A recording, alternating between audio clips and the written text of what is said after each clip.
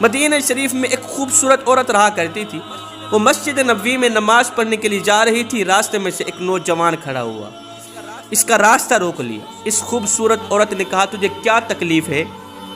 تو کیوں میرا راستہ روکنے کی کوشش کر رہا ہے؟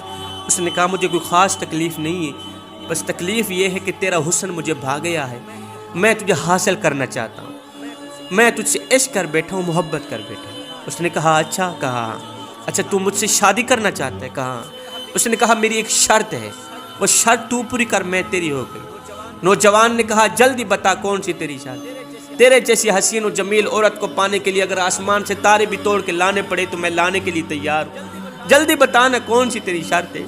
اس عورت نے کہا میری کوئی لمبی چوڑی شرط نہیں، بس شرط یہ ہے کہ اگر تو مجھے پانا چاہتا ہے، اگر تو مجھے حاصل کرنا چاہتا ہے تو پھر سن، مجھے حاصل کرنے کے لیے 40 دن حضرت سیدنا عمر فاروق کے پیچھے نماز پڑھنی پڑے گی، 40 دن عمر کے پیچھے نماز تو پر میں تیری ہو گئی۔ اس نوجوان نے فوراً کیا وضو، سیدھا مسجد نبوی میں، فجر ہے تو مسجد میں، ظہر عصر مغرب عشاء ہے تو مسجد میں۔ اس نے نماز کے ساتھ دوستی لگا لی، نماز کے ساتھ یاری لگا لی، مسجد کے ساتھ یاری لگا لی، خوبصورت عورت کو پانے کے لیے۔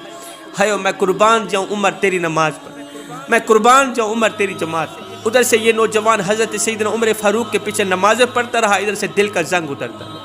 ادھر سے یہ نوجوان حضرت سیدنا عمر فاروق کے پیچھے اللہ کو سجدے کرتا رہا، ادھر سے دل کی دنیا بدلتی رہی۔ جب 40 دن مکمل ہوئے، 40ویں دن یہ نوجوان، عاشق نوجوان اسی راستے سے جا رہا ہے، آنکھیں نیچے ہیں، سر نیچے، آنکھیں حیا کے دامن میں چھپی ہوئی، اسی راستے سے جا رہا ہے۔ وہ خوبصورت عورت راستے میں کھڑی، خوبصورت عورت نے کہا نوجوان اپنی نظریں اٹھا، تیری محبوبہ تیرے سامنے کھڑی، میں نے شرط رکھی تھی، تو نے میری شرط پوری کی ہے، لہٰذا میں تیرے سامنے کھڑی ہوں، مجھے حاصل کرنا ہے تو کر لے۔